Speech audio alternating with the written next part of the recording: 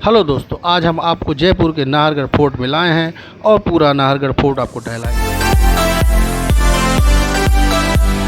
Fort के लिए ये टिकट घर है और ये टिकट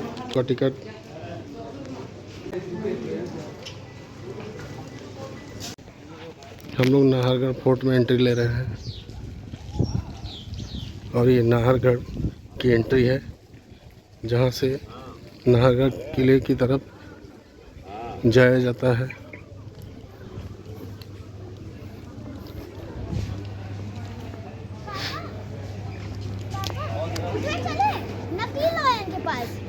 चलो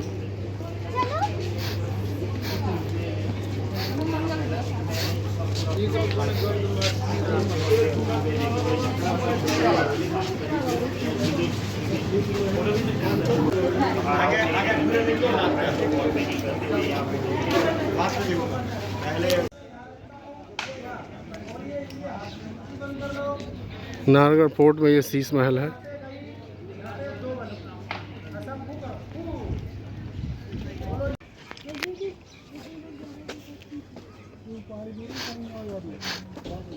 नाहरगढ़ किला जयपुर के संस्थापक महाराजा सवाई सिंह द्वितीय द्वारा 1734 में निर्मित यह एक विशाल संरचना है जो न केवल शहर की रक्षा करेगी बल्कि इसके आकर्षण और समृद्धि को भी बढ़ाएगी।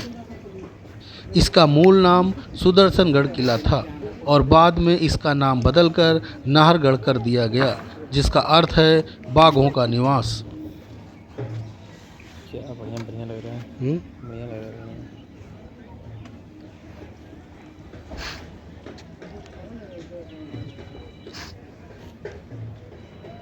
नाहरगढ़ पोर्ट से जयपुर शहर बहुत ही छोटा दिखता है।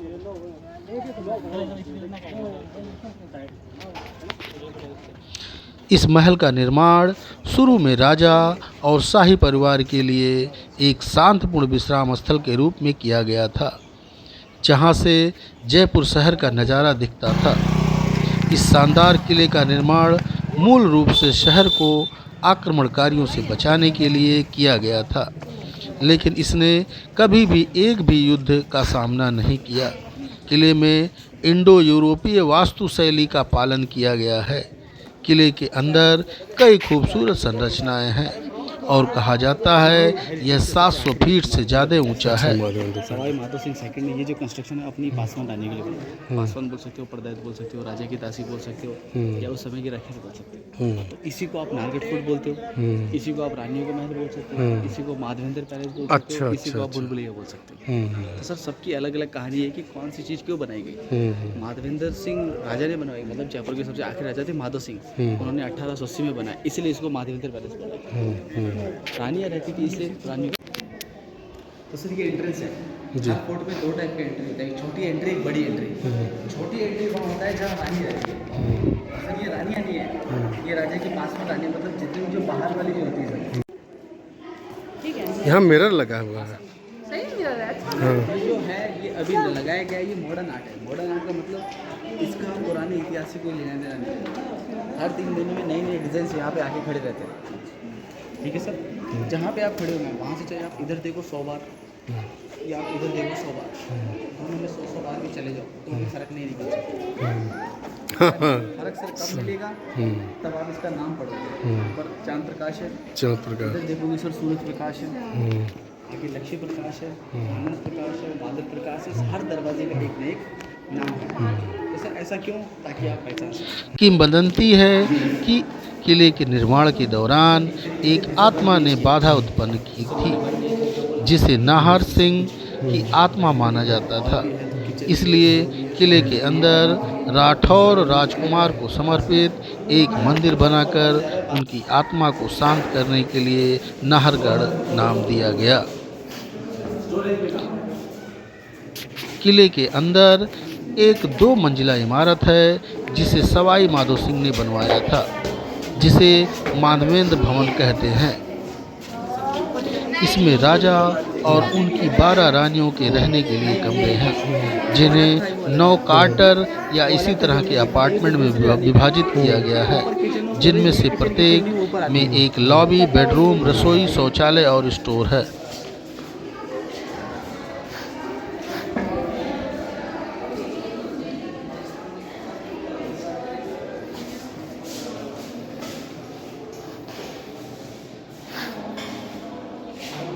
तो पहले सर ये कांच नहीं था, पहले पर्दे लगाए जाते थे, जूट के पर्दे, घास के पर्दे, खसखस के पर्दे। तो जब भी आप पर्दों को गीला करोगे गर्म हवा क्रॉस करके ये गिरता है, ये नेचुरल कूलर वाला काम करता है। इसलिए ये वाला उन्होंने गर्मी के लिए रखा, नीचे वाला सर्दी के लिए, क्योंकि सर्दी हो जाए गर्मी में हवा यहाँ पे बहुत है। 3 उधर एक बीच में, मतलब 3 इधर से 3 उधर से बीच में। यहाँ से देखो पहला वाला जहाँ पे सभी बच्चे खड़े हैं, हम लोग दूसरे पे खड़े हैं, गुड़िया तीसरे पे जा रही है और आगे चौथा है। तो यहाँ से 4 हो गए सर, नीचे 3 थे, यहाँ से 4 हो गए। मिल सकती है, बातें, चुगलियाँ, लड़ाइयाँ, झगड़ा कर सकते हैं। तो सर ये गलियारा है, नीचे जब हम लोग खड़े थे 3 ही है, यहाँ पे सर 4 हो जाते हैं। क्यों? क्योंकि एक नीचे से दिखाई नहीं दे रहा, लेकिन यहाँ से दिख रहा है। इधर 4 हो गए, उधर भी 4, नीचे एक बीच में, उधर 9 हो गए। आइए जैसे इधर रानी का गलियारा है, एक दूसरा गलियारा भी होता है सर, जो राजा का गलियारा होता है। अच्छा, ये राजा का है? ये राजा का गली है सर। राजा इसी से आते हैं। अब देखो एक धूप वहाँ पे हो रहा है, हाँ। एक धूप यहाँ पे हो रहा है, एक धूप इधर हो रहा है, 3, चौथा नहीं दिख रहा। अभी चौथा दिख रहा था, अभी नहीं दिख रहा चौथा धूप। अच्छा, राजा जब जाते थे तो रानी के कमरे में इधर से हो गया जाते थे। मतलब ये राजा का गलियारा है, जहाँ से पूरी 9 रानियाँ, मतलब राजा पूरी 9 रानी से जुड़ा हुआ है। तो जब भी राजा महल में आएंगे तो ये सारे दरवाजे बंद हो जाते हैं। अच्छा, एक ही दरवाजा खुला रहेगा जहाँ पे राजा ने संदेश भिजवाया, तो बाकी किसी रानी को पता नहीं जाएगा। यहाँ से मिला है तो ये रानी के पास संदेश आएगा, बाकी दरवाजे बंद रहेंगे। अच्छा, सेम है सर। तो पहला अपार्टमेंट में, हाँ। दूसरा अपार्टमेंट आपको पीछे 2 धूप दिख रही है, आप खड़े हो तीसरे पे, चौथा नहीं मिलेगा। अभी चौथा दिख रहा था, अभी नहीं दिखेगा, ये देखिए, चौथा नहीं है। तो हमारे को नीचे से यहाँ तक का ही दिख रहा है सर, 3 ही दिख रहे हैं, 3 इधर वाले दिख रहे हैं मैम, 3 सामने वाले दिख रहे हैं, एक इधर बीच वाला दिख रहा है सर। कितने हुए? 7।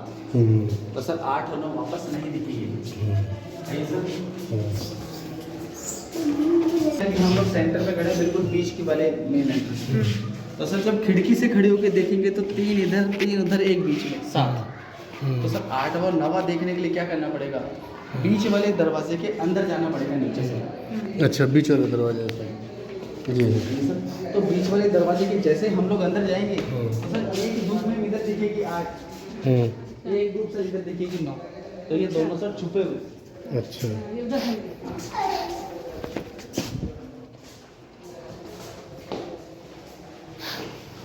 यहाँ से देखो, अभी हम लोग यही खड़े थे, पहला, दूसरा, तीसरा और चौथा सर, वापस 4 दिखे सर। सर 4 दिखे सर, वापस आओ सर। 4 दिखे तो 3 ही है, पहला, दूसरा और तीसरा, चौथा का है। हाँ, 4 दिखे। तो सर कहा जाता है कि ये जो गलियारा है, राजा का गलियारा, रानी बाहर जुड़ी हुई है। अच्छा, बीच वाले अपार्टमेंट की जब अंदर आओगे तो 2 के दरवाजे। महल के अंदर अन्य संरचनाएं दीवाने आम या आम लोगों का सदन है, जहां राजा अपनी वफादार प्रजा से मिलते थे और उनकी समस्याएं सुनते थे।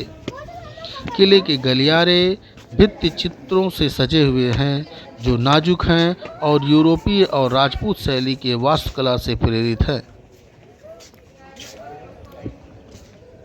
ये नाहरगढ़ का रानियों का महल है, जो बिल्कुल भूल भुलैया की तरह बना हुआ है। राजा की 9 रानियां थीं, 9 रानियों का महल है ये। लेकिन इसमें आप आकर के भूल जाएंगी कि कौन सा दरवाज़ा कहाँ है।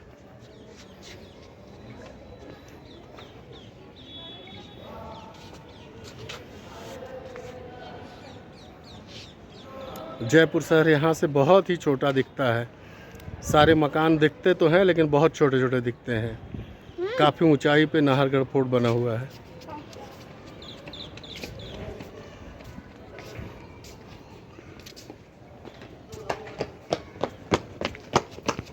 गलियारों और कनेक्टिंग कमरों में दिखाई गई जटिल मीनाकारी का काम आँखों को सुकून देता है। यहाँ हाथियों, घोड़ों, जुलूसों और प्रकृति की एक सुंदर कतार देखी जा चलो हम सकती लोग है, कंफ्यूज हो जाएंगे जो उतरे इसे किधर से। एक मंत्रमुग्ध कर देने वाला प्रभाव देती है।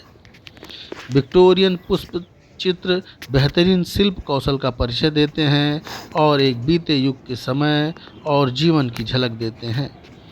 विशाल नागरगढ़ किले में माधवेंद्र पैलेस के अंदर बने पार्क में मूर्तियों का एक शानदार संग्रह है। यह आपको उस युग में वापस ले जाता है जब राजाओं ने भूमि पर शासन किया था और मध्ययुगीन काल की झलक देता है। जैसा हम जानते हैं, जयपुर एक रेगिस्तानी शहर है जो अपने चिलचिलाती गर्मी के लिए जाना जाता है। गर्मी से बचने के लिए ठंडी सर्दियों के महीने में जयपुर में नाहरगढ़ किले की यात्रा करना सबसे अच्छा है। अक्टूबर से मार्च तक का समय किले और शहर के अन्य राजसी आकर्षकों की यात्रा के लिए एकदम सही है। इससे आपको महल में घूमने में मदद मिलेगी और आप गर्मी के मौसम की तुलना में इसका अधिक आनंद ले सकेंगे। इस समय हम नाहरगढ़ किले के सबसे ऊंची फ्लोर पे खड़े हैं, जहां से जयपुर शहर का विशाल भवन और इमारतें देखने को मिलती हैं। नाहरगढ़ का फोर्ट टहल लिया है और इस फोर्ट को टहलने के बाद निकलेंगे जयगढ़ फोर्ट के लिए।